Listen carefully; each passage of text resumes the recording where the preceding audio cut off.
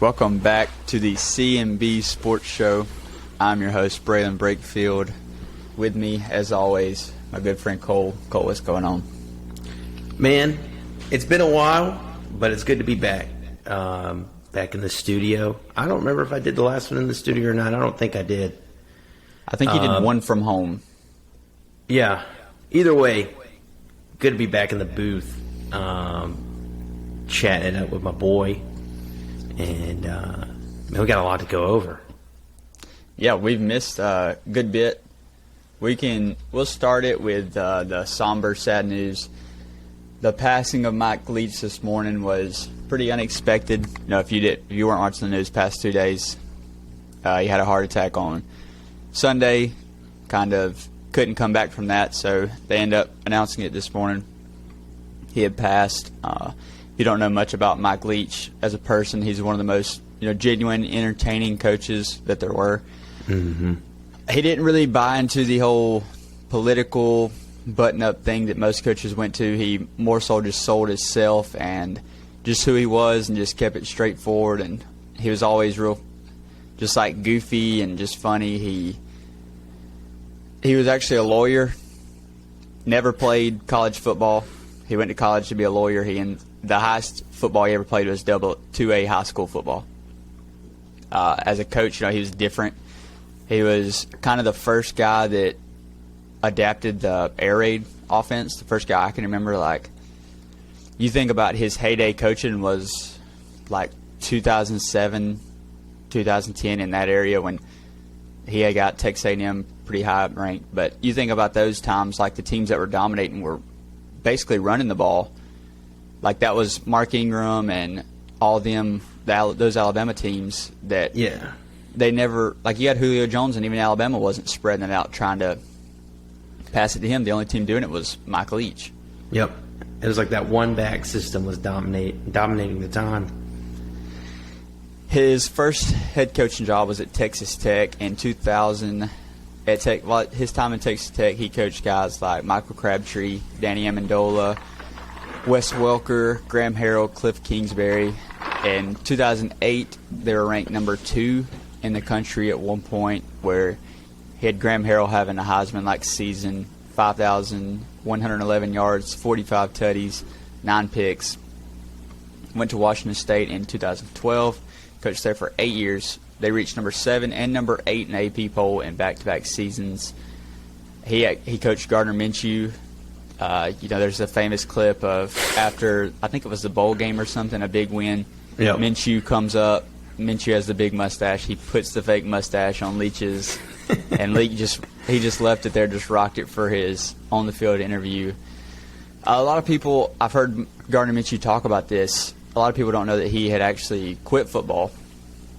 He was at Eastern Carolina. He had quit, given up. He was going to be a graduate assistant for Saban at Alabama. And Mike Leach actually convinced him to transfer to Washington State.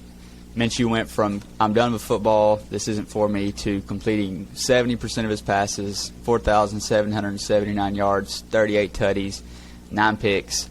And now he's, I think he's still a backup in the pros. He went from, he was just going to be an assistant somewhere to he's getting paid to be a quarterback in the NFL. Leach spent 3 years at Mississippi State. He continued to do the same thing, just changing the way that we looked at offenses. It's really like a testament of just how good he was, to where you see guys like the quarterback he's had this year, who's not really very talented, but he's putting up crazy numbers, and people are kind of disregarding it because they're like, well, he's in Mike Leach's system. Yeah, that's a sign of a really good offensive coach. That's kind of the thing he did, was he just elevated these mediocre guys, and gave them a shot at the pros. He coached the coaches that were under him, played under him, or coached under him. Dave Aranda at Baylor, Neil Brown at West Virginia. All these are head coaches too. Neil Brown at West Virginia, Sonny Cumbie at La Tech, Sonny Dykes at TCU. We've seen what he did this year. Josh Heupel, same thing at Tennessee. Dana Holgorsen at Houston. Cliff Kingsbury at the Arizona Cardinals. Lincoln Riley at USC, and Ken Wilson at Nevada. So you see in all these guys like Kingsbury and Heupel and Sonny Dykes and Lincoln Riley, like they've just adapted what Leach preached, and they've just kind of, did their own thing with it. Mike Leach was the best on the mic. He never shied away. He brought his A game. It didn't matter what he was talking about. Some of the quotes I ran across today, this is like Woodstock, except everyone has their clothes on. He says this after a big win, packed house. He says, I think candy corn is awful. It's a lot like fruitcake. This was a question on the field. I don't even know how that got brought up. He says, ask about Bigfoot. I hope there's a Bigfoot, but I don't think there is. Like, just a guy that just thought everything through. And the most fitting quote for the moment was when he was asked, when people write the Mike Leach obituary, how do you want to be remembered? He said, well, that's their problem. They're the one writing the obituary. Why would I care? I'm dead. Oh, my goodness. So he just... Oh, man. He's always just been the laid-back, cool guy. He'll definitely be missed, and, it's definitely a crazy, sad story that just kind of randomly hit us this week. Yeah, it's pretty sad. He's definitely a guy that you always wanted to listen when he was around a mic. And I think one of my personal favorites is in 2020, he was playing... He was with Mississippi State, and they were playing at Tuscaloosa, and it was Halloween, and it was Nick Saban's birthday is on Halloween, and Mike Leach, being who he is, was keeping it light and said he was going to dress up as a pirate for Nick Saban's birthday, and I thought that was hilarious. He does stuff like that, and the time that when he was still at Washington State, they asked him who would win in a mascot battle, and he goes on like 20 minutes just breaking down every mascot in the Pac-12. I can't remember. I think he said the Sun Devils would win. Yes, because Arizona State, because they were like a I don't know, a devil, whatever. I don't know, but it was just funny how he went through the trees of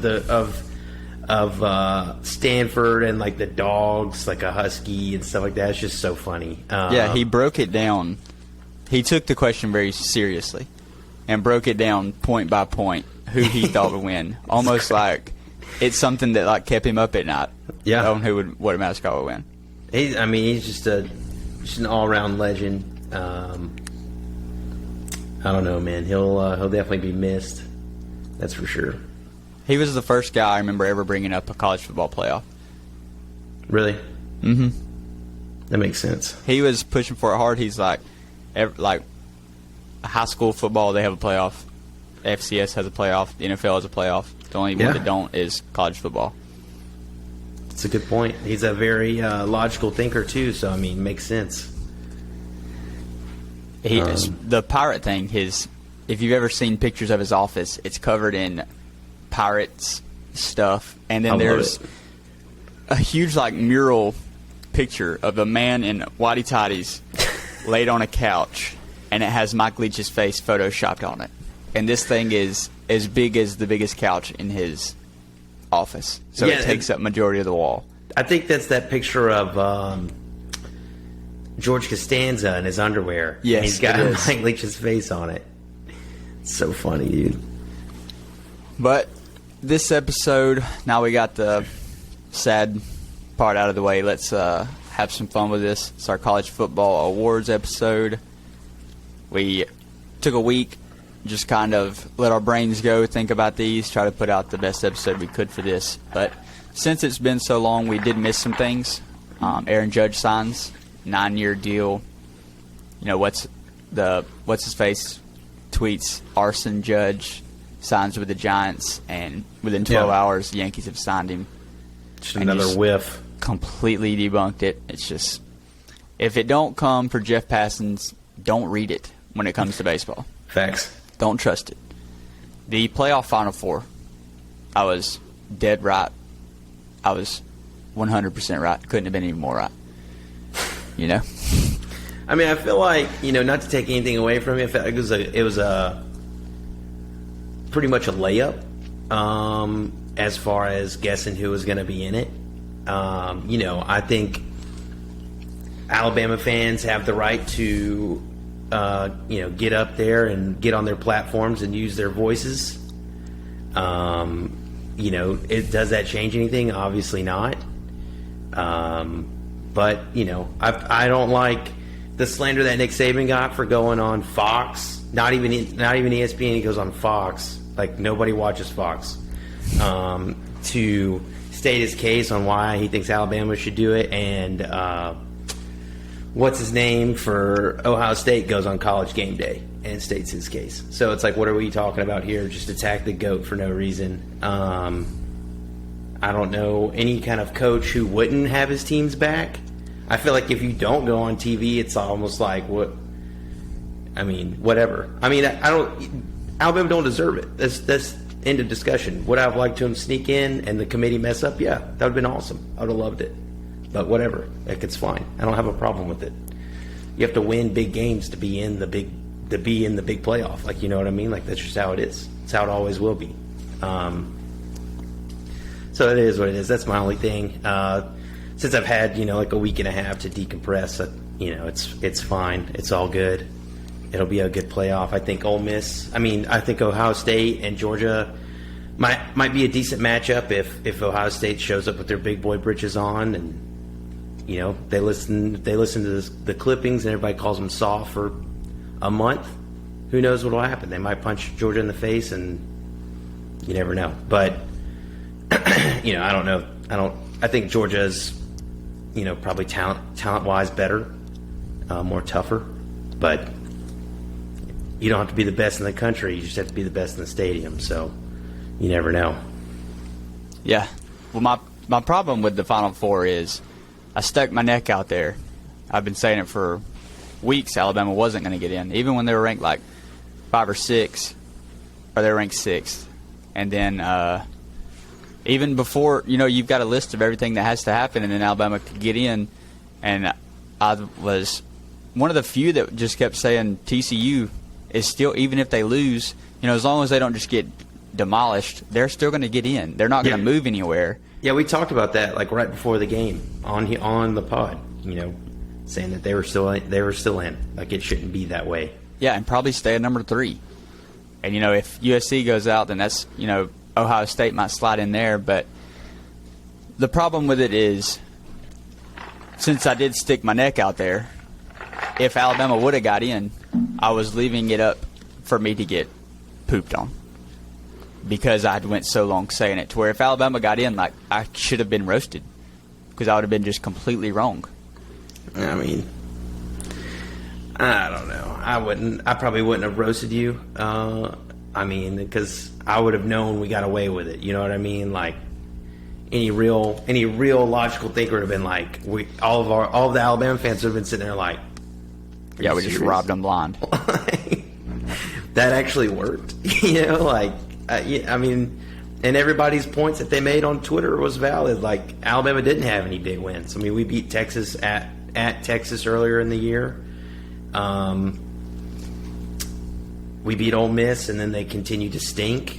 You beat Ole Miss at the perfect time, because you were like the first good team on their schedule. Right. So they were still like 8-0 or something when y'all played them. They finished 8-4. Yeah. So if you look back, you're like, well, Ole Miss was ranked 10th. Yeah, that's a big win on the road. And then you look present day, and they're not even ranked. So it's like, I don't know. But nobody counted that win really. It is what it is. Doesn't matter. Alabama was an overall disappointment, so I don't care. The Heisman, another thing I nailed perfectly, got all 4 spots right.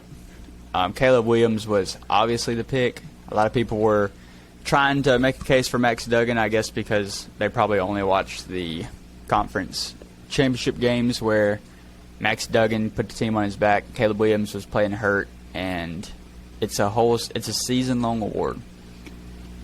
And that's, I think, what a lot of people have forgot during that period, which Duggan finished second, but I don't think it was really ever close. No. I don't think so either. My gripe is, I know Hendon Hooker got hurt, but I still would have liked to see him be there. I think he put together the season to be there. I know they lost twice, but Stetson Bennett really probably has the best weapons to throw to, the best team around him, and didn't put up the numbers that anybody else did. So that's my only gripe. I get that Stetson Bennett's been there, done that, whatever. You want to give him a lifetime achievement and invite him, whatever. That's fine. And then another one is Bo Nix. Like, Bo Nix also tore it up, had a cajillion touchdowns. I thought he was had a shot to win it, and then he didn't get invited. 2 weeks later, loses a couple games, whatever. That's my only gripe. But it doesn't matter. Whoever wins is the only thing that matters. It doesn't really matter who gets invited. Yeah, nobody really remembers anything other than the winner. But I would say, I know a lot of people have been pushing the Hendon Hooker. To me, I think Jalen Hyatt got robbed worse than anybody because he was like the different. When Devontae won it, Mac Jones had a great year, but Devontae was so much of a percentage of Mac's numbers that it's like, without Devontae, what would he be? I would bet Jalen's had like more of Hendon's production than Devontae did for Mac Jones. Yeah, like probably. At one point he had like 17 of his touchdowns or something. Like, that's ridiculous. And Hendon Hooker had like 24 at the time. So it's like, where's the the difference between Devontae Smith and Mac Jones and Jalen Hyatt and Hendon Hooker? Yeah, no, that's a good point. I like that. I would fight with you on that one, for sure. I mean, he has one of the best games of all time against Alabama, which is saying something. Like, Alabama's not usual Alabama, but I mean, it's still Alabama, and they got them dudes out there. Like, Battle and Helms have played for the past 4 years. Like, you're still torching them. Like, that doesn't take anything away from that accomplishment.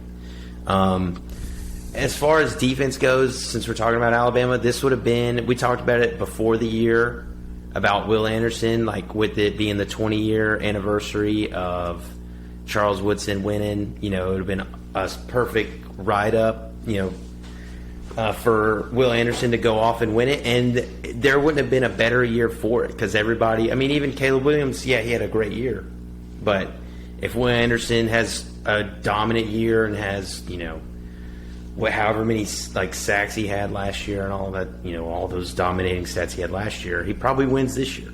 But he just had, for him, I mean, for your average DN outside linebacker, he had a great year. But for Will Anderson's expectations, it was a little bit below what you want it to be. But it would have been perfect. I thought about that while I'm watching the Heisman, award show or whatever. I'm like, man, like, this was his year to double up and be great, and win it. So, kind of a disappointment there. Yeah, I think Will Anderson really got robbed last year.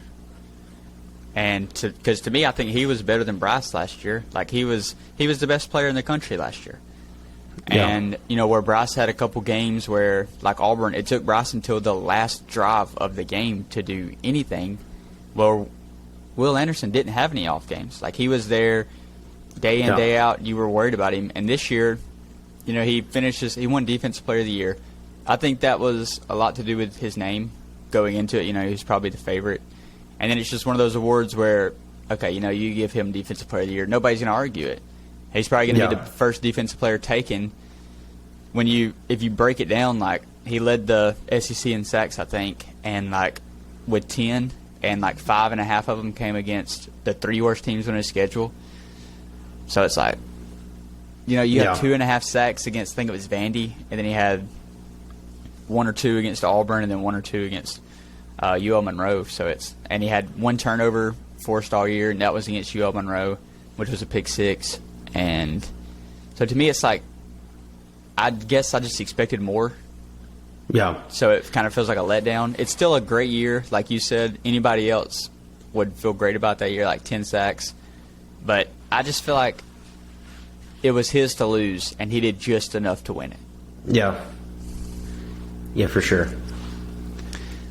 The last thing we've missed, one of our guests, real good friend Connor, has a baby boy, JT.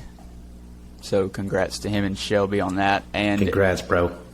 Equally as important, he also started a podcast, the Two Beers In podcast. So him and Nick are trying to figure out how to do this just like us. So y'all go follow them if you haven't. I shared it on Facebook. I'll probably share majority of the stuff that they do, but they've got a pretty cool thing going on, a lot like Blake and them have with the Unclever podcast, where they just kind of just talk what they're feeling. So if you like that kind of stuff, you definitely need to go check them out.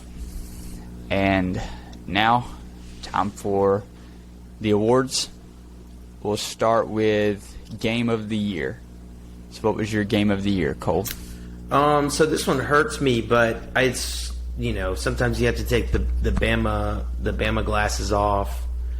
I still think that there were so many plays where we could have won this game. So, I'm not extra, butthurt about it or anything like that, but it's Alabama versus Tennessee. I don't even remember what the final score was. I think we lost by 3.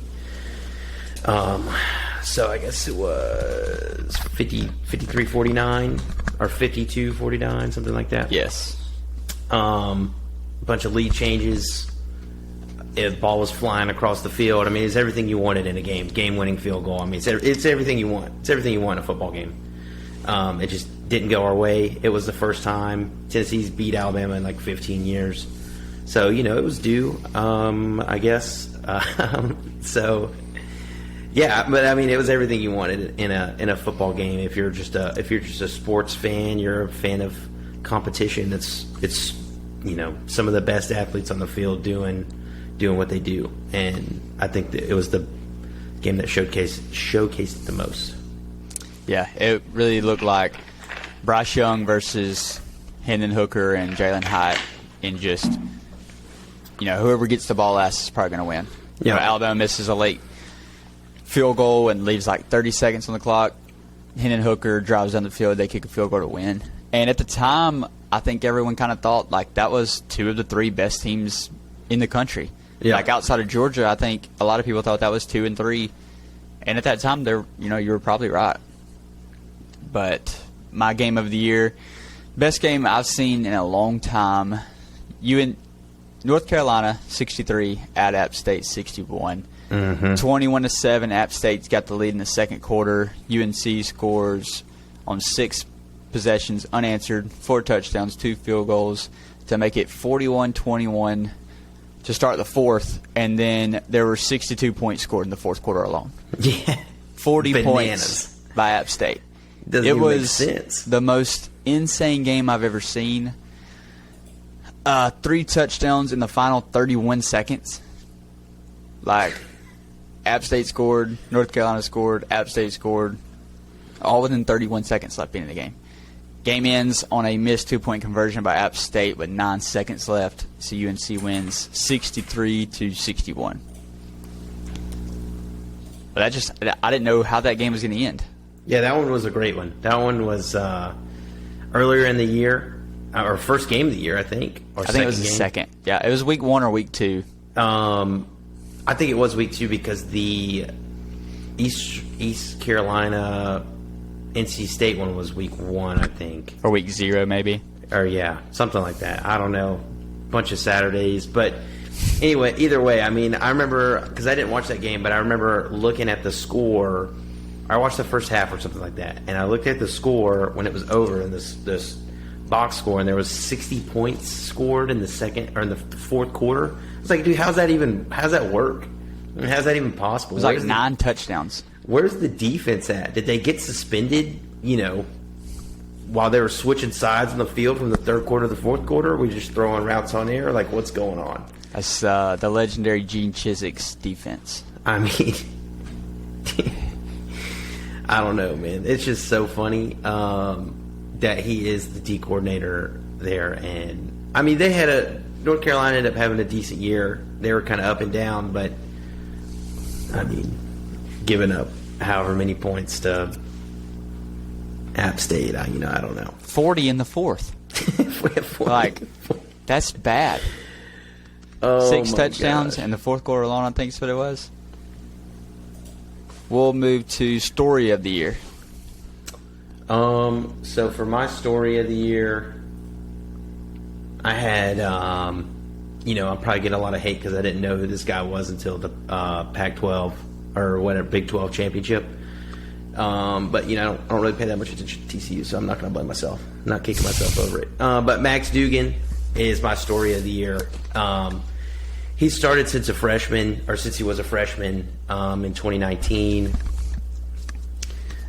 He had heart surgery in 2022, right before the season. Doesn't miss a single game because of it. And they actually found it because of the extra screenings they had to go through because of COVID. So he got that taken care of. Never missed a game. He got hurt at the end of 2021, and they got a new coach mid-season. They start the other guy, Chandler Morris. He kind of wins the job at the end of the season. He's what's his name says it's going to be a open competition in the off season. Max Duggan, ultimately loses his spot as the starter. Chandler Morris gets hurt in game 1 this year. Duggan takes it, doesn't look back. Obviously, we know that he was second in Heisman voting. He put up 3,321 passing yards, 36 total touchdowns, and 4 interceptions. I mean, dude's a boss. That heart surgery, they put a little dog in him, I guess. I don't know, man. Like, the way he played, just the way.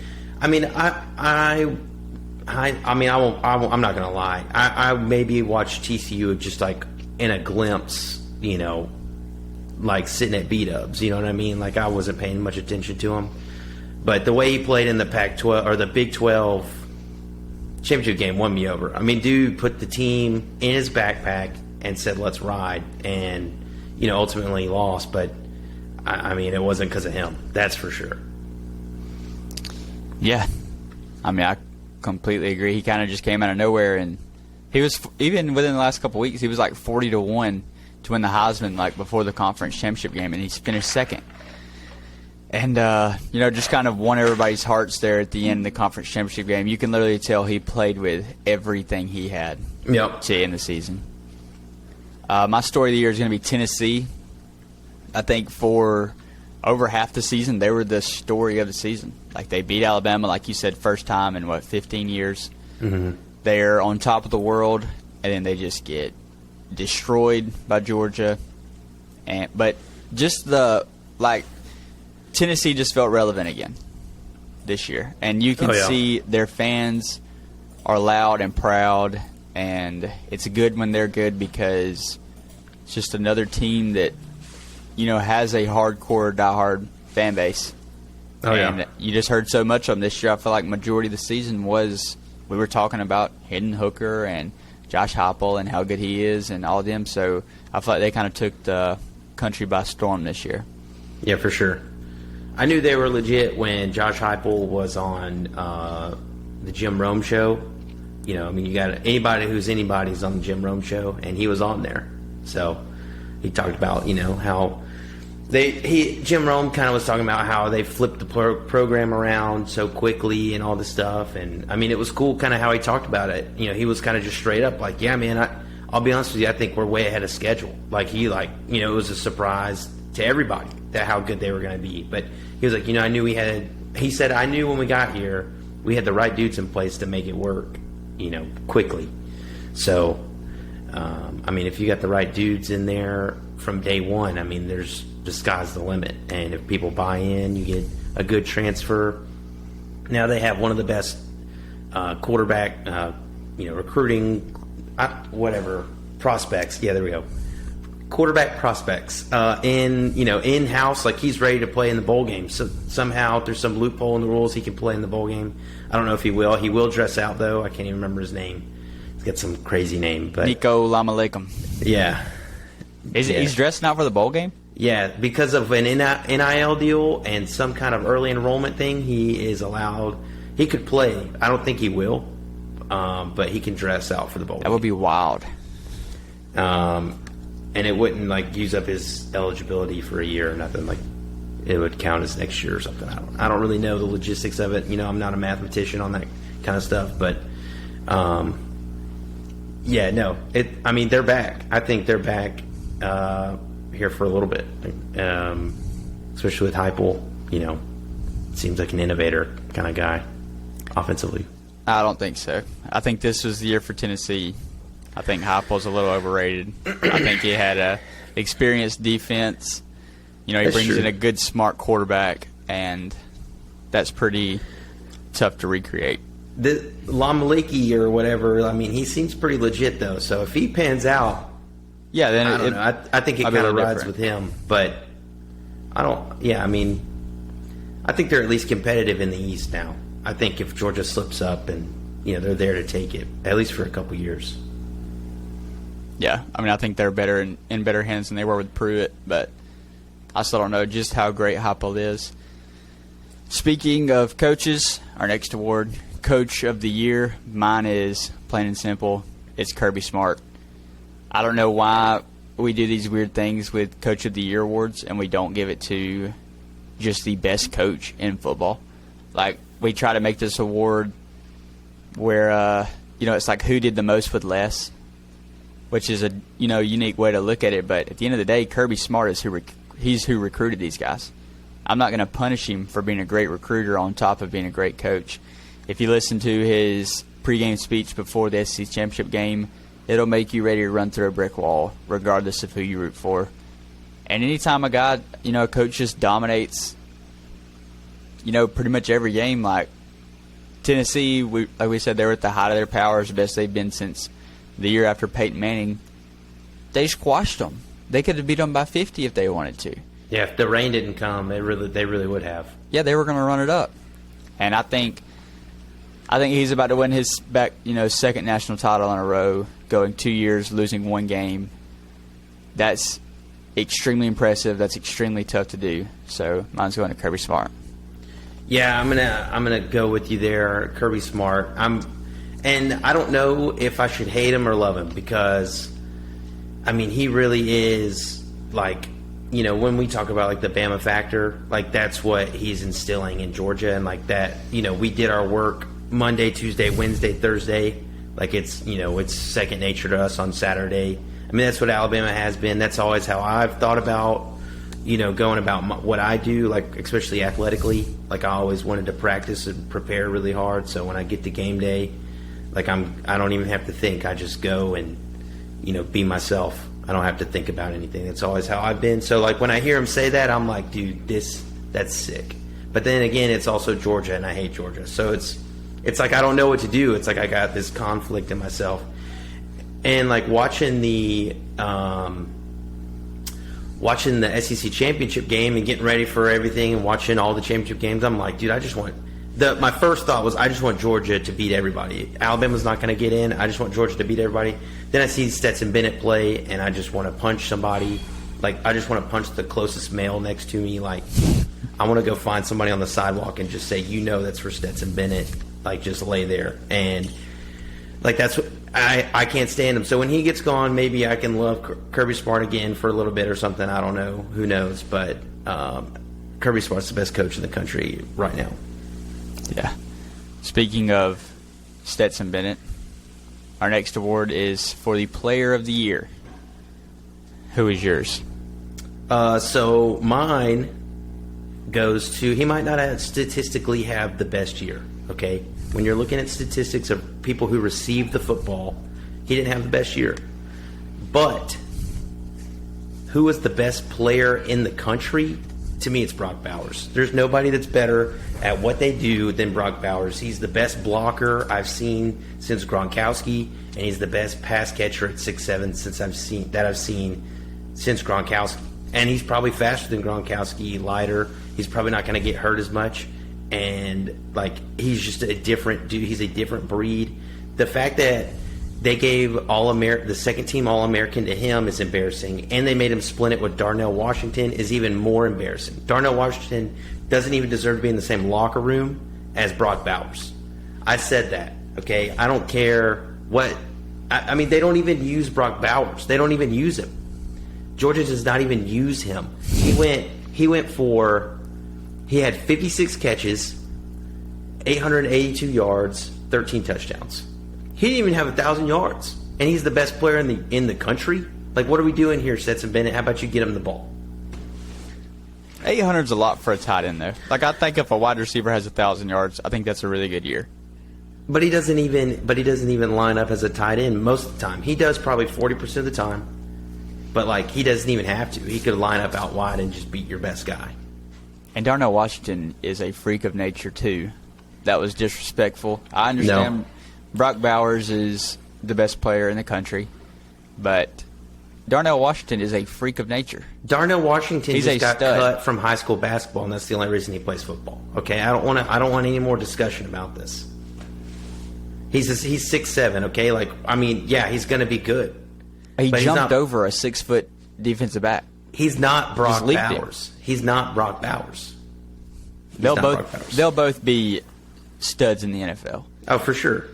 For sure, but he's not Brock Bowers. He's not Brock Bowers, but he will be great in the NFL. Whoever this is as personal. I want this as personal as I can make it, and I hope this guy adds me on Twitter because I know he's probably listening because we got a bunch of listeners. Okay, but it's gonna find him. Whoever, I don't even know your name. Whoever won first team All-American tight end, you didn't deserve it. Look me in my eyes. You didn't deserve it. He knows. He has to know. My player of the year goes to Heisman Award winner Caleb Williams. Honestly, I don't think we've talked about this guy enough. Yeah. Like, I know a lot of people, like we said, fell in love with Max Duggan at the end. Caleb Williams had 4,075 yards, 47 touchdowns, 4 interceptions. That's like 700 more yards than Duggan and like 10 more touchdowns. Nobody was really close. Like, you look at C.J. Stroud, he had a great QBR, like super efficient. And Caleb Williams had basically the same QBR with like 12 more touchdowns. And C.J. Stroud's one of the best quarterbacks in the country. Like, nobody, he was head and shoulders above everyone. The first game they lost, he had 381 yards, 5 touchdowns, no picks. Does that sound like it was his fault? Nope. Second game they lost, he got hurt and he stayed in the game when really he probably should have came out. He had like a torn hamstring and something else. Couldn't really run the ball. He had 363 yards, 3 touchdowns, 1 interception. Their offense scored in order. They scored 66, 41, 45, 17, 42, 30, 42, 45, 41, 55, 48, and 38 in the regular season. That scored in 30 or more in every game but one, and 40 or more in 9 of the 12 games. If you scored 40 points, you should win every game. Yep. He did that 9 times. Even with a bad defense, you're 9-0. Yeah, for sure. But I just don't think he's got the respect that he should get. Like this, he is a generational talent. Like, he does the different. He gives he doesn't have the arm strength Mahomes has, but the quirky, arm angles, to where it's just like a feel thing for him. He doesn't have to do things the traditional way. He just gets the ball to the guys that he needs to. Yep. I think he's a good mix between Kyler Murray and Patty Mahomes is how I would. He's like in between in their size, probably in between in their arm strength, which Kyler has a pretty strong arm, but he's also like super small, so it kind of bounces out. But no, I agree. Me and Lindsay sat there and watched the Pac-12 championship Friday night, and she goes, "Who is that?" I was like, "Yeah, that's all you need to know." Yeah, I mean that spells it out. Like, Lindsay isn't just some casual football watcher either. Like, she knows it pretty well, and she goes, "That dude's good." I was like, "Yeah, I know. He's going to win the Heisman." Yeah. But I think he's really good. I think he's definitely disrespected, which the Heisman voters didn't think so. They said he was properly respected. So, I mean, nobody else should have got a first place vote. When you think about it. Not if you're looking at it how they look at it. I don't see how anybody else really gets any votes.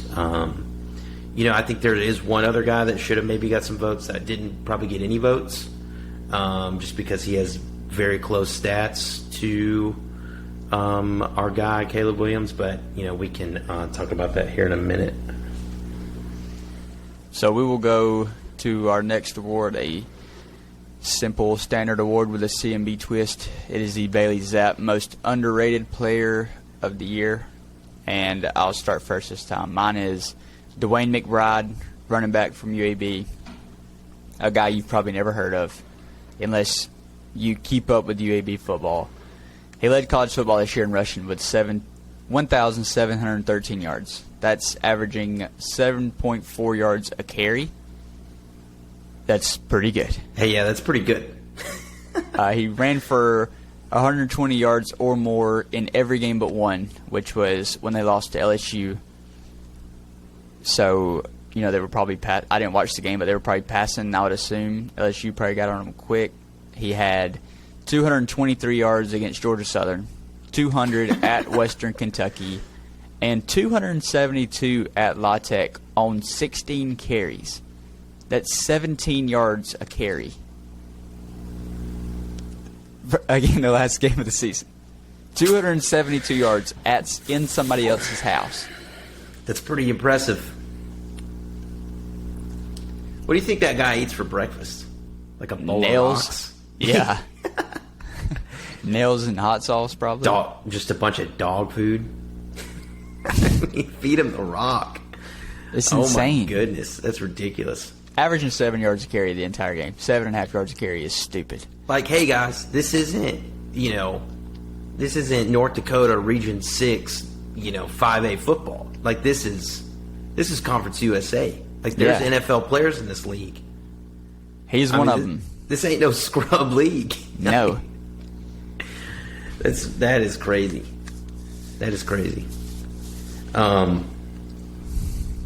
for my Bailey Zapp Most Underrated Player of the Year award is going to go to his predecessor. They use that right? The guy that came after him, for all you non mathematicians. I think it would be predecessor. Predecessor would be before. I got postdecessor. And pros. I don't know. It doesn't matter. We're not mathematicians in this English stuff, okay? Don't hate for it. Anyways, Austin Reed, Western Kentucky. I mean, the dude was an animal. He finished second in total touchdowns with 45. He finished second in passing yards with 4,249 yards. His only downfall, he had 10 picks. But, I mean, come on. I mean, that's the system. I mean, It's just how it is. That's the system. Shooter shoot, gunslinger sling, or gunslingers gunsling. You know what I mean? Like, it's just how it is. I think they're breeding animals down there that, like, you don't even hear of, and then they're just like, he just took Mac Jones' job. Like, that's just what they're doing right now. And it's honestly pretty crazy that this was his first year starting in college football. And he threw for 45 touchdowns. Or he had 45 total touchdowns. And that's ridiculous. That's two less than Caleb Williams, who won the Heisman. Yeah. I mean, what are we talking about here? This isn't no dirtbag league either. This is the Conference USA. I don't know, man. I think they should start getting some recognition over there at Western Kentucky. Those Hilltoppers. Also, I'm so glad everyone forgot how hard I was beating the drum about Bailey Zapp being the new starter over Mac Jones, because I don't think he started since then. Yeah, I think he started like 3 games. Yeah. That was it. But, hey, look. I was right for like 2 or 3 weeks. Look, he was goated during those 2 or 3 weeks, too. Yeah, they were winning. I mean, they put Mac Jones in to get a better draft pick. I don't hate the move. There's a D2 guy that Belichick wants, and he needs him early. Yeah. I think he's only drafting D2 guys at this point. And Cole Strange. That's it. Cole Strange is D2 too, wasn't he? He's from Chattanooga, I think. Yeah, no, it's D1. Oh, it is? Yeah. Wow. Shout out Chattanooga. Yeah. Next award, the Jamarcus Russell Most Overrated Player Award. And I'll let Fire. you kick this one off for us. So this one I had trouble with. For some reason, I had used all my creativity on naming the award, and I couldn't think of a good guy to do it, to take the role. I should have kind of dispersed my creativity here. But I just kind of went with a guy who I thought would be a lot better, and a team that I thought would be a lot better. And it's Anthony Richardson, AK-47, AK-15, whatever you want to call him. Right now he's looking like an AK-74U, a little bit smaller guy, a little bit not as good numbers. I mean, he still had okay numbers. I just thought he was going to be a Heisman kind of guy. I really thought that he was going to have that kind of ceiling, and it's kind of like Will Anderson. If you have that kind of ceiling and you don't perform it, it just doesn't look as good. I feel like he was. I don't know if overrated is the right word, but definitely disappointing. I was definitely disappointed. Mine, and I'm actually going to lobby this to you, as maybe this time next year, it will be this guy's award for being the most overrated player, and it's Will Levis. Oh, that's a good one. Why do people expect Will Levis to be a top 5 pick? Why is he supposed to be the third quarterback taken? I don't get it.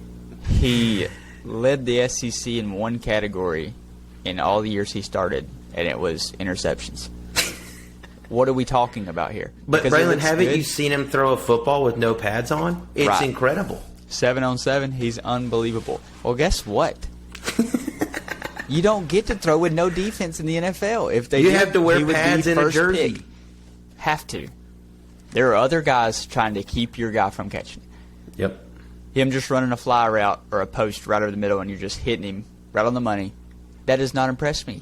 No. Quit posting it on TikTok. Actually, I saw a TikTok of Will Levis just spinning it. Nobody out there. It's him in this indoor just Where he's absolutely whipping that thing, spinning buddy. it. He's And whipping it. This guy's like, this is the best arm talent we've seen since Josh Allen. A team needs to take a chance on Will Levis. And I went to go comment on it and bash him. And Colby Moon had already commented on it. And he was like, arm talent does not equal greatness. And I replied, and I was Shout like, out. 100%. Facts. He only He's has just led speaking the facts. SEC in interceptions. The game is tougher when there's a defense. Yeah, So I would like and this. And I don't want these people coming out here saying they knew about Josh Allen. Don't be a liar. Nobody knew about Josh Allen. The only guy that knew about Josh Allen was the Buffalo Bills and maybe what's the dude's name he only comes out on draft day. He's got the big hair. Mel Kiper. Mel Kiper, that's it. That's it. He even flew under Bill Belichick's radar, okay? That's like perfect Bill Belichick guy, too. Oh, he would have been a monster in New England. Are you kidding me? But he went to their rival, and I feel like he is. I feel like he is a Bill, but no, nobody needs to sit here and act like, oh well, we knew about Josh Allen's arm talent when he was in middle school. No, you didn't. Shut up. No, you didn't. So yeah, I hope next year. I hope this is the Will Levis Most Overrated Player Award. we'll put that as a pending for sure. Surprise in a good way. I'm going to call this the award. Surprise in a good way. For me, the award goes to Michigan. I mean, they doubled down. They said, oh, you thought that season was good? How about here's another one just the same way? I mean, dominated all year. I don't think they were like the best covering team, but they got the job done. They go to Ohio State and just embarrass them at 11 a.m. on a Saturday. I mean, what more do you want? Their starting quarterback at the beginning of the year and from last year doesn't even play anymore. He's in the portal.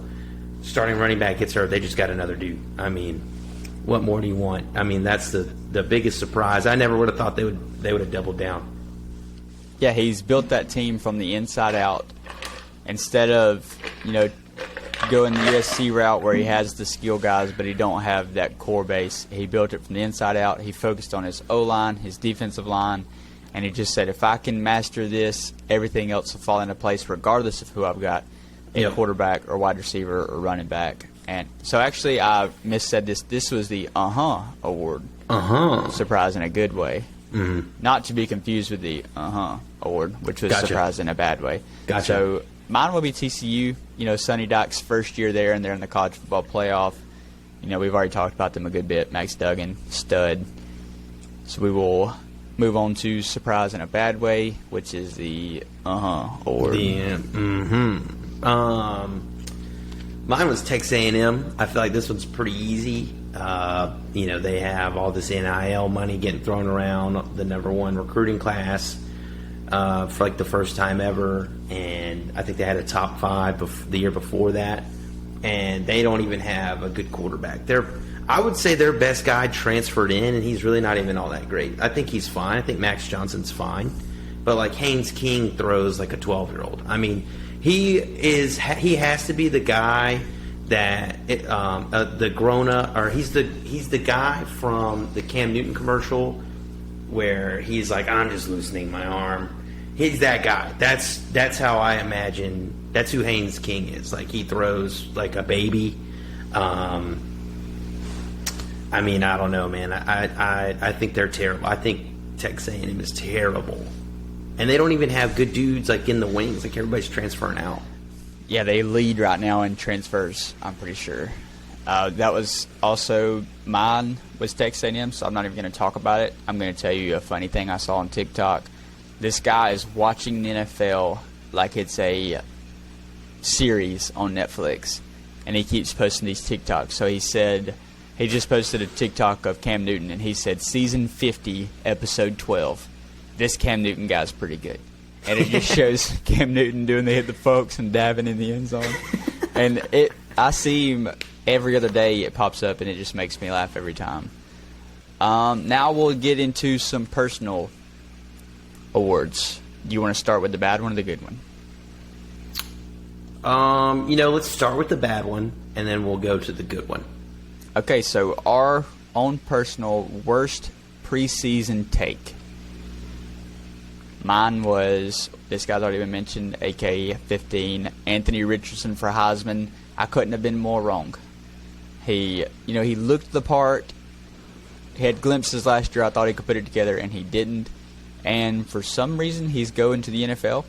I don't know who invited him to the NFL, but he said he's going, so I trust him. Dude got some bad advice. I mean, transfer or something. You know what I mean? Like, you're going to get paid wherever you go. Like, transfer out if you don't like it at Florida. Don't just run to the NFL. Like, no. You're making your route to not get paid anymore even faster. Way faster. He won't be he won't be paid 6 months from now. That's like if you're a quarterback that doesn't necessarily align with like the NFL like prototype. Like, yeah, he's kind of like Cam Newton, but he's not. Like, you're not Cam Newton, and there's only one Cam Newton, so I wouldn't like bank on that. Like, just stay in college. Now you can get paid $1 million, and you really don't have as much pressure on you. Like, it's probably like a more fun experience. I know what a college campus is like. I don't know what an NFL locker room's like, or like the NFL lifestyle. I feel like it's probably a grind, but I feel like college, you're the alpha dog. Like, how bad can it be? So, like, why not just, like, transfer or something? Whatever, you know what, man? I'm sure he would tell me I don't have the answers or something, but, yeah. And honestly, like, Florida in general, like, if I had to quote The Office, I have a question, how dare you? I mean, why are you going to embarrass us like that, dude? You come out and beat the future Pac-12 champion, and then you just lay an egg and lose to Vandy? Like, what are you doing? Because Napier's overrated. Everybody thought Auburn missed when they didn't hire him, and maybe he just ain't what we thought. But can you imagine if, like, Anthony Richardson gets drafted by the team that Richie Incognito plays for? Like, that would be horrible for him. He should have stayed, just did the Drew Timme route, and stay forever. Drew Timmy's basically just banking on retiring off of being the coolest guy in Gonzaga, wherever that is. Yeah. If you know where Gonzaga is, quit listening to this show because you're a serial killer. Dude, you're a nerd. You're a nerd if you know where Gonzaga is. You know where Gonzaga is? Freaking nerd. Try going outside. Dude, I know. All I know is they live they live in March. That's all I know. They're coming to Birmingham in December. Where from, I don't know. It's a secret. I think they're coming via train or like Hogwarts train or something. Horse and buggy? The Polar Express, maybe. I don't know. Okay. But I know they live in March. That's the only time I've ever seen them really until now. Or in like maybe the Maui Invitational. And that's it. I think they're top left, but I don't know for sure. Look, don't give your cards away, man. Don't make me kick you off the show. I mean, don't. I know they're top left. That's all I know, really. And I think they're coming by the Oregon Trail to play in Birmingham. That would make sense. I do know there's somewhere where it rains a lot. That's all I'm going to say. That's all I'm going to say. That's where I'm going to leave it. You know, that's all I'm going to say. Let's see, what were we talking about? Worst take. Worst take. Mine is that Alabama's going to win it all. I don't know if I could ever be more wrong. It took me a while to even like convince myself that we weren't. Like I thought that we were going to figure it out. Like I thought that we had the dudes in the locker room to like say, hey, we need to figure it out. Because I feel like that's how it would normally happen if a season started like it did. You know, with the penalties and stuff like that. Like very fixable stuff. Like stuff you can control. Like you can control. And it just never happened. We played through some injuries. But like at the same time, so does everybody. Like that's just part of the job. That's not something that really should be celebrated. You know, I think it's notable, but I don't think it's something that like, you know, like, yeah, okay, you have the dudes where, you know, like they say, you're only as good as your backup. Okay, that's great. Like we handled that, whatever. But you know, I was pretty disappointed with the season. I was disappointed with kind of I think the most disappointing like group on our team was the receivers, which is why they're all transferring, because they've probably been abused in the locker room. I mean, I could just imagine, you know what I mean? Like they've probably been egged or something. Like they probably maybe got jumped. I don't know. Like I'm glad they're all leaving too. Very replaceable, because they're just not that good. But I still think the future's bright. I still think we're getting good recruits. We have, you know, okay coaches. I mean, they're not great. I hope Bill O'Brien leaves. Pete Golding, whatever you want to leave, that'd be perfect. If you stay, I can live with it every once in a while. You know, just I hope we don't play like Gus Malzahn or anybody that's got a brain on offense, because he'll get picked apart. But other than that, yeah, Alabama. I said they were going to win it all easy. I even took them over to be perfect. I did too. With their gauntlet of a season, I was like, dude, they're better than that. I missed 2 of the picks of the 6. One of them was Alabama. One of them was BYU. And I know I've made the joke. I've made the joke to the point to where it's not even funny anymore, to where I keep saying Cole still thinks they're going to win the title, because it was week probably 5 or 6. It was before the Tennessee game when I realized this just isn't the normal Alabama team. Honestly, yeah. I think it might have been like Arkansas maybe, to where that was like when I first started picking up like, hey, I need to be betting against this team because they're overhyped. Yeah, they're not good cover. It's not normal Alabama. And I saw it in your eyes up until the Final Four was announced that you thought y'all were going to win. And that's why I keep making the joke. And it makes me look stupid, but at the same time, I'm like, I've got this far. I have to just keep making the joke until the season is completely over. I'll make the joke 2 more times during the off season, and then I'll end it. Yeah, like it's February 1, and Cole still thinks they have a shot at the national championship. Yeah, and then it may be funny. I'm hoping it comes back around. But like that's the thing. I really did. Like when I knew we weren't good enough to deserve it, I still thought in the back of my head that the committee is dumb enough to put us in. The committee is dumb enough to buy what we're selling, and Obviously, they weren't. But, that's what I think about the committee. I don't think they're that bright anyways. But, whatever, that's neither here nor there. Usually they're pretty bad, I feel like, because, I don't know. I mean, Tennessee's quarterback got hurt. We're still ahead of them. But, you know what I mean? Like, at the end of the year, it's not like we're going to play them again. So it's like, whatever, it's fine. They're playing in the Orange Bowl against Clemson, which is perfect. So maybe there was like an inside deal there or something. I don't know. Who knows? But I've got a take on that. I think that's how every bowl game should be.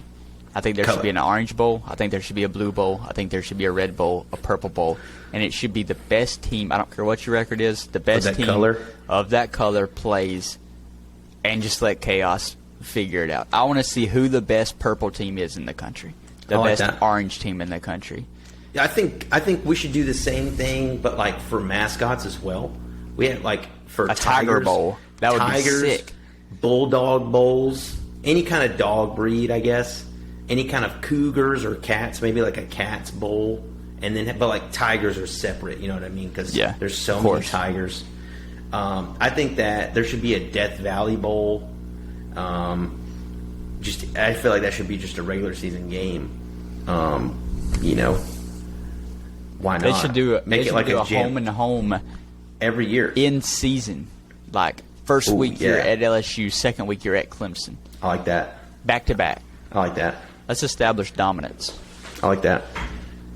And honestly, that's not bad for either. I mean, you're splitting, and whatever.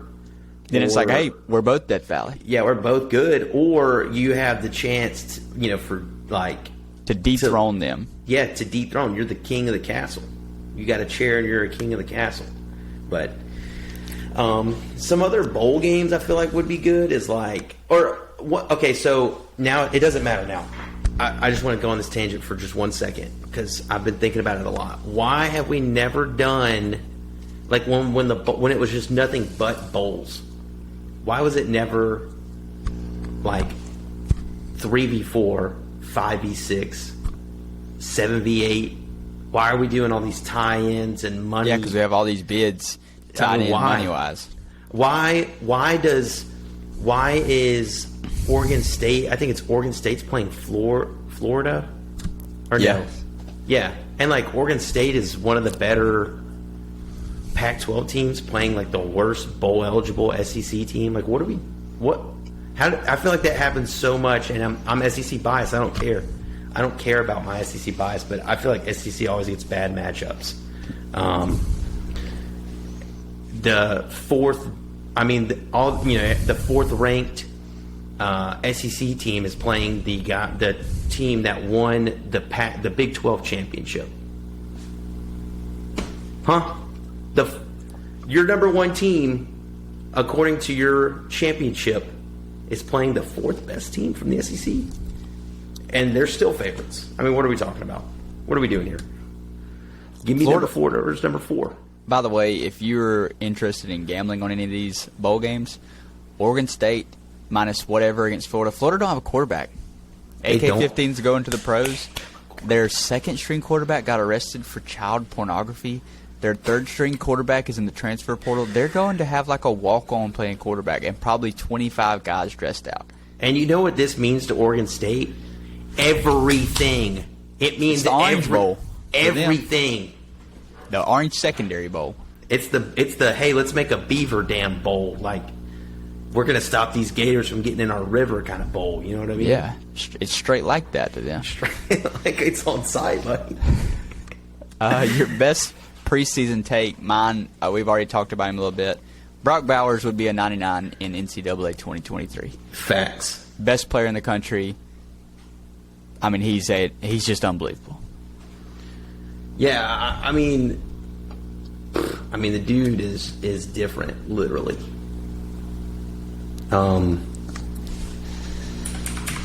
Sorry, I'm typing. I want to get some stats for my best take. It's loading right now. But yeah, no, Brock Bowers built different. He's got a nerd quarterback. He's still built different. Imagine when I don't know. I don't even know where he would go in the draft. I think he has one more year. Or no, he's a sophomore, but Is he a draft eligible sophomore? I have no idea. I haven't really dove into my draft yet because Brock Bowers should be like first pick. Yeah, I don't know how he's not. If he's not, I mean, but the only thing is that he's kind of a nerd himself. Like he doesn't really have like swagger, like Gronk or Travis Kelce or like Tony Gonzalez. But Greg I mean, Kittle, George Kittle / Greg Kittle, no swag. He's just a dude. 90% of tight ends are just dudes. It's like the guys with swag are like the ones that, they're different. Like Travis Kelce's different. Like you can tell he don't date white women. He's got a different swag to him. Like he does have that dog in him. Yeah, he's got a different feel to him. And Gronk was the same way. I know Gronk has a white girlfriend, but he still gave off that vibe like he didn't date white women either. Well, I don't know, man. Gronk, I don't know, dude. Gronk, it would be really cool to be Gronk. Really cool. It would be unbelievable to be like prime Gronk. That would have to be up there like top 10. Like he was big enough and strong enough to just whoever you were, if you were across him, he would just pick you up, move you out of the way. Yeah. And if he was catching on you, he was catching it. And then he was drinking like 60 to 70 beers a day and just torching everybody. And you could still, he was still jacked. I don't think he has ever worked out, and he's still jacked. He's got like a six-pack at like 280 pounds. just chugging natty lights for no reason. You know what I mean? He's different. Different. No, so my best take preseason was that JMU was going to come into FBS and be really good. They dominated FCS for a while now. They come into the Sun Belt and go. Sorry, I'm not real good at counting. 1, 2, 3, 4, 5, 6, 7, 8, and 3. They led their division in the Sun Belt because rules don't make sense. They don't get a chance to play in the postseason for a couple years because that makes sense. They go up. One of the strangest rules I've ever seen. I understand if you're going down, you should be penalized. Sense. If you're going up, you should never be penalized. It's like you're too smart for the 10th grade, so they bump you up to the 11th grade, but you just have to take the 11th grade twice. Yeah, you still have to date a 10th grade girl, so you can't date 11th grade girls. Yeah, you can't. You're still in the 10th grade locker room. You know what I mean? Locker, hallway, whatever. I guess it's still technically a locker room, but it's not, You can't go to prom. You still can't go to prom. You still have that earlier, curfew that a 10th grader would have. It's stupid. So I just don't get it. Let's let the chain off the dogs. You know what I mean? Let's let them loose when they come up. They want that smoke, let them get it. And then obviously these dudes wanted that smoke, so I don't know, man. They beat Coastal Carolina, who played for the. No, did they play Troy in the Sun Belt Championship? I think so, and Troy won. Yeah, James Madison beat Coastal Carolina 47-7 in the last game of the year. That's pretty bad. And they don't get to play for a championship. What are we doing here? I don't know. I would have just stayed in FCS. Not really, but yeah, no. That I said that, and I didn't really have a lot of preseason takes because sports is broken. Everything went the opposite I thought it would. But yeah, that one I did get right. So roll. You just got to take it and roll with it. So I think we each have 2 special awards. I'll let you start. We can go 1-1, 1-1, or 2-2. However you want to do it, I'll let you drive the boat, and I'll just follow. I'll knock out my first 2. So we got, for the first award,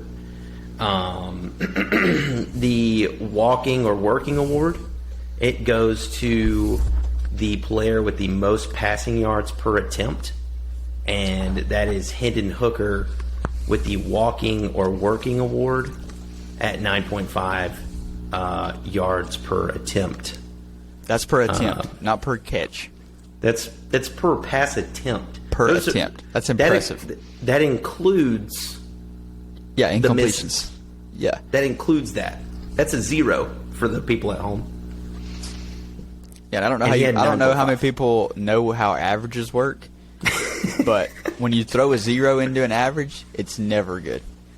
I learned that in 8th grade history. You throw a couple zeros in there, Not good. not good. Not good. Not good.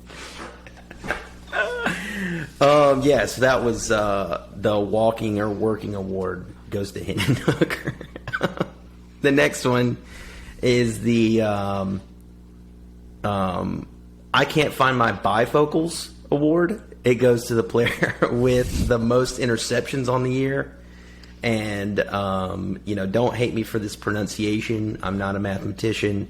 His name is Kyle Van Treese or Van Treese. Okay, I can't use that in a sentence for you, but he is from Georgia Southern, and he had 15 interceptions. He can't find his bifocals. I mean, I'm pretty sure they run the triple option. Okay, I that's think they do. I know they run the ball pretty heavily. They still managed to get 15, which 15 I feel like it should be more, but then when you break it down, it's more than one a game. Like, yeah, that's a lot. if you're giving the other team the ball more than one time a game, you should probably be pulled. Yeah, But not there. I mean, hey, you'll figure it out. Shoot or shoot. my first one will be the most embarrassing moment, and this is a 4-way tie. All right. First winner is Auburn fans trying to pretend like Hugh Freeze is a great Christian man. Yeah, that's bad. Get over yourself. Number 2, Alabama begging to get into the playoffs after beating no one. Okay. Get over yourself. All right. Number 3, Spencer Rattler smoking a cigar in his locker after finishing 8-4 like he's Joe Burrow. A reminder, South Carolina lost to Florida 38-6 before they beat Tennessee. They also lost to Missouri 2 weeks before that. Why are you smoking a cigar, Spencer Rattler, for barely being, bowl eligible? Great job. Tennessee fans will be the fourth one and last one. Tennessee fans thinking they were the best team in the country, then getting throat punched by Georgia and South Carolina. And then my last award is the pretty please let us into the playoffs award. That goes to Alabama. Nick Saban and the 3 cats that made the just embarrassing TikTok. Like, Oh yeah, dude, I got beef with those guys. that's bad. I got beef. That The was only embarrassing. dude that can go out there and make a video about you shouldn't do it anyways, because you just shouldn't. It doesn't But change anything. There is one. I'm hearing music. Why am I hearing music? I don't hear any music. I heard music there for a minute. It was really loud. Anyways, there's only one guy that can make a video if he wanted to, and it's Bryce Young. He wouldn't because he's a champion. Like, he's just a winner at life. Okay. He was probably so pissed they put him in that video that he probably made sure they transferred. Dude. They're probably 2 of the guys headed out. And it was battle. It's so funny who it was too, because it was battle safety, DeMarco Helm safety. It was Arnold, the guy who got like smoked in the Tennessee game. Smoked 1v1 smoked. That's how embarrassing that video is. It goes so much deeper than just begging. Let us in.